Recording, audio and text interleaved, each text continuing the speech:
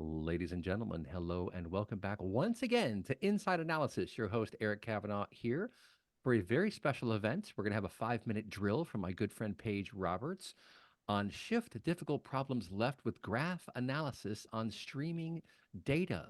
And after we do this presentation, we're going to record our radio show, Inside Analysis, which is the only coast to coast radio show all about the information economy. But first, let's dive in on the tech here.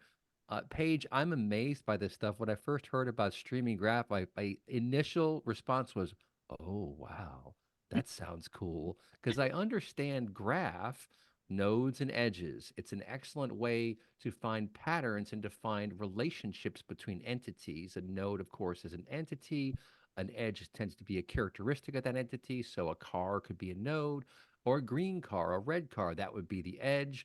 And these graph databases are incredibly powerful for finding connections. And of course, Meta, used to be called Facebook, made this famous. LinkedIn with their graph underneath the covers. Lots of these big vendors have graphs under the covers. That's how they can show you, oh, you're also connected with X, Y, and Z, that kind of thing. So there are a lot of tremendous capabilities, but graph databases tend to be pretty slow.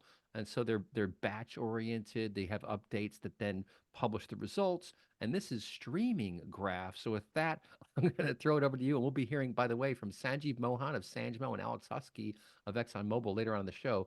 Paige, take it away. All right. So I'm both going to talk about the shift left idea, which is an application of this technology, about the technology, and a little bit about the company, just to give you a general idea, because all of it is fairly new, I think, to everyone.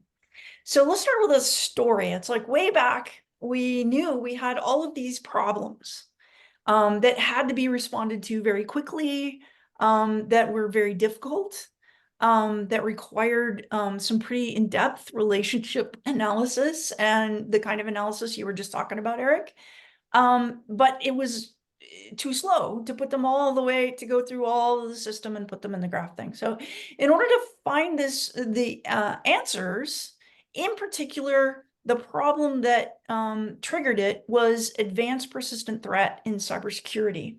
Now, this is a concept where someone breaks into a secure system, usually a foreign government or a criminal organization or somebody like that, and they just sit there. They don't do anything for a long time. And the problem is that all of our cybersecurity software, and in fact, most of our event processing software, has time windows. Mhm. So if they wait until the time window expires, they can now do anything they want to, and they look like legitimate users. DARPA funded in 2015 and worked with Ryan Wright, who was our thatDot founder and director and the inventor of the Quine open source software.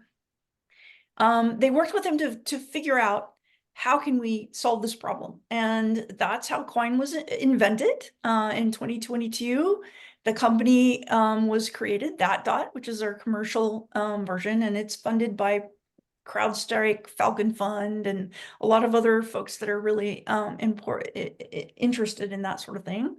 And the idea is it is an event stream processing capability with no time window. So I can query as far back in time as I want and query something that just happened and put them together and find the pattern that indicates this is a problem. This is something to worry about. And the reason I can do that is because we see all data as a graph. Just like a graph database, but without the slow factor. So we can ask categorical questions without turning them into big bloated numeric stuff first. We can ask deep relationship questions. We can find those patterns in the data, no matter how scattered they are. Now, one of the things that is a problem with graph technology is scaling it. And the big problem, the Achilles heel of graph, is supernodes. So if I expect most nodes to have about 100 to 300 edges, and I have one that has 10 million, it's very hard for me to then distribute that across a cluster. Interesting. So the Quine open source software does 1,000 events per second per CPU. So you give it a stronger machine, it's going to go faster and faster. It's going to do a lot. But if I need to go across a cluster, if I really have a high scale problem, we have actually defeated the supernode issue. Wow. At this point, we've been tested with over 100 million edges on a single node, and we still get sub 5 microsecond queries. Most microseconds are under, most queries are under a microsecond. So the three technologies I'm discussing are Quine, which is our open source capability.